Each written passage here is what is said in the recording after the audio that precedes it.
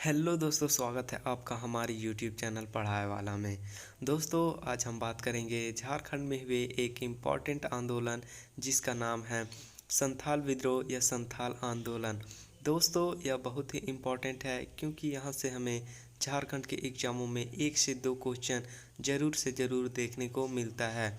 और दोस्तों, इस आंदोलन से हमें सेंट्रल गवर्नमेंट के एग्ज़ामों में भी क्वेश्चन देखने को मिलता है। तो चलिए दोस्तों, इस टॉपिक से रिलेटेड जितने भी प्रकार के एग्ज़ाम में क्वेश्चन बनते हैं हम उन सभी के बारे में डिटेल से जानेंगे।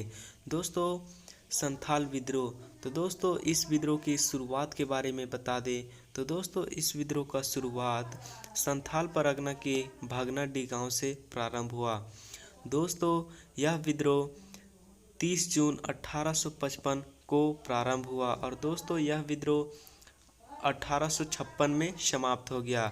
इसके बारे में बता दें तो यह विद्रोह संथाल जनजाति के द्वारा अंग्रेज़ों के विरुद्ध में किया गया था। तो दोस्तों, अब हम संथाल जनजाति के बारे में बता दें तो दोस्तों, संथाल परगना के क्षेत्र में 1790 ईस्वी के दशक में संथालों का निवास नहीं हुआ करता था, लेकिन दोस्तों 1815 और 1830 के बीच में यहाँ पर एक अधिक मात्रा में संथाल निवास करने लगे। तो दोस्तों, आगे हम बात करें इस विद्रोह के होने के कारण के बारे में।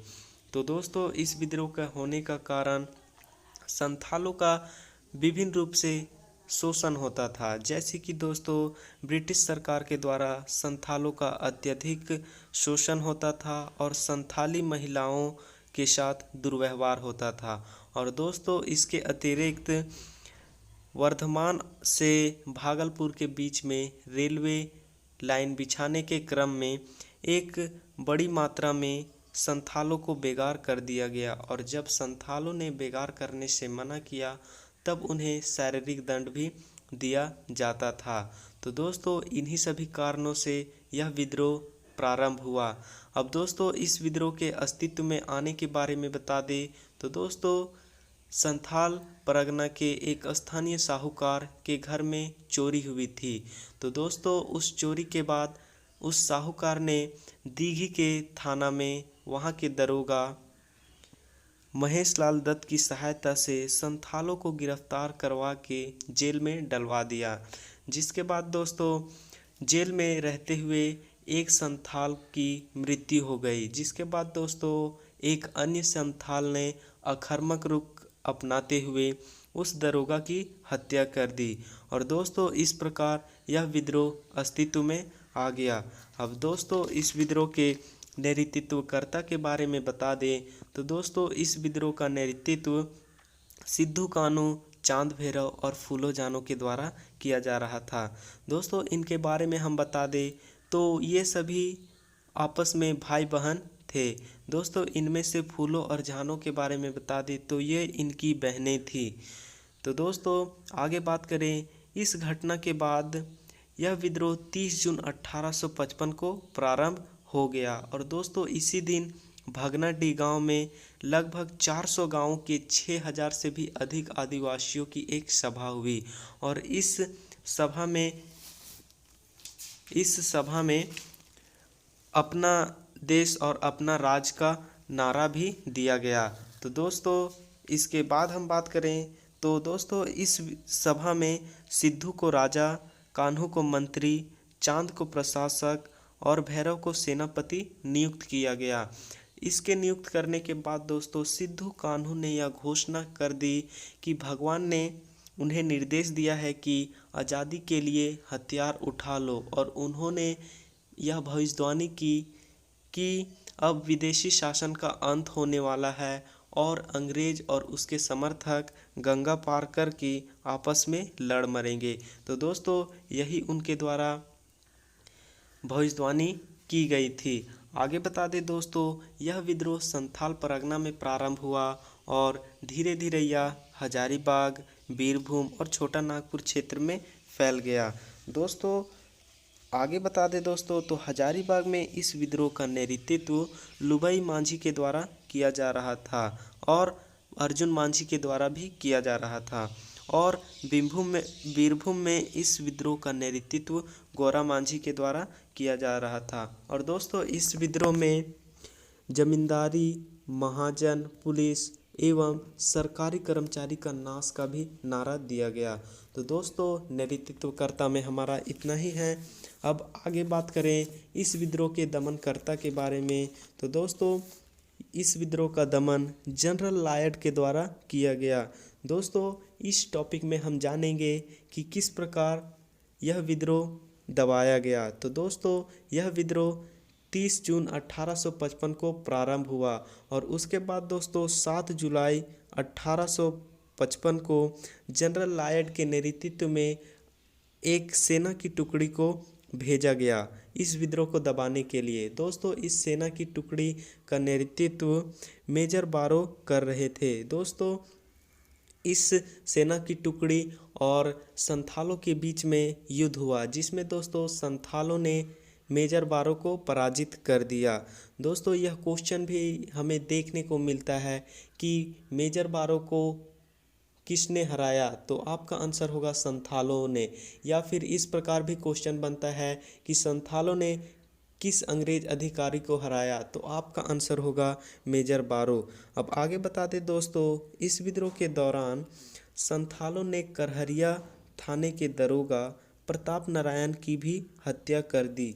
तो दोस्तों इन सभी घटनाओं के बाद अंग्रेजी सरकार ने 13 नवंबर 1855 में उपद्रव वाले इलाके, यानी कि जहां पर विद्रोह बहुत ज़ोरों शोरों से चल रहा था, उन जगहों पर मार्शल लॉ लागू कर दिया। और दोस्तों विद्रोही नेताओं को पकड़ने के लिए 10,000 रुपये इनाम की घोषणा कर दी। दोस्तों अब आपको बता दें मार्शल लॉ यानी कि मार्शल लॉ का अर्थ होता है सैनिक कानून, यानी कि दोस्तों उन जगहों पर अंग्रेज़ों ने सैनिक कानून लागू कर दिया। अब आगे बात करें दोस्तों तो दिसंबर 1855 में सिद्धू मुर्मू को गिरफ्तार कर लिया गया और दोस्तों भागलपुर में उन पर मुकदमा भी चलाया गया। उसके बाद दोस्तों 5 दिसंबर 1855 को उन्हें फांसी भी दे दी गई। तो दोस्तों उसके बाद यह हुआ कि चांद भैरव को बढ़ैत में अंग्रेज़ों ने गोली मार दी। उसके बाद फरवरी 1856 में कान्हू मुर्मू को भी गिरफ्तार कर लिया गया और दोस्तों उसको उसी के गांव में यानी कि भगनाडीह के ठाकुरबाड़ी में ही फांसी दे दी गई दोस्तों। और दोस्तों इस प्रकार यह विद्रोह कमज़ोर होता गया और यह विद्रोह 1856 में समाप्त हो गया। तो दोस्तों यह विद्रोह अब समाप्त हो गया। अब आपको इस टॉपिक से रिलेटेड इम्पॉर्टेंट फैक्ट्स के बारे में बताना होगा। तो दोस्तों इस विद्रोह में 50,000 से अधिक संथाली महिलाओं और पुरुष ने भाग लिया। दोस्तों यह बहुत ही इम्पॉर्टेंट है। और दोस्तों नेक्स्ट बता दें जब संथाल विद्रोह के विद्रोही अत्यधिक उग्र हो गए तो अंग्रेज उनसे बचने के लिए पाकुड़ में मर्टिलो टावर का निर्माण किए थे। आगे बता दें दोस्तों इस विद्रोह के बाद संथाल क्षेत्र में नन रेगुलेशन नामक एक ज़िला बना दिया गया और दोस्तों इसका दामिन ए को नाम बदलकर संथाल परगना रखा गया और दोस्तों इसका पहला जिलाध्यक्ष एस्ली एडिन को बनाया गया। दोस्तों यह कभी कभी क्वेश्चन में देखने को मिलता है कि संथाल परगना का प्रथम जिलाधीश कौन है, तो आपका आंसर होगा एस्ली एडिन। और दोस्तों उसके बाद इस क्षेत्र में यूल रूल भी लागू कर दिया गया। दोस्तों यूल रूल के बारे में आपको बता दें तो इसके तहत पारंपरिक गांव प्रधान की व्यवस्था लागू करते हुए ग्राम के प्रमुख को पुलिस की सभी शक्तियां प्रदान की जाती है। तो दोस्तों यही हमारा यूल रूल है। तो दोस्तों यह विद्रोह हमारा समाप्त हुआ। अब आगे बता दें कि इस विद्रोह को कौन कौन से उपनाम से जाना जाता है।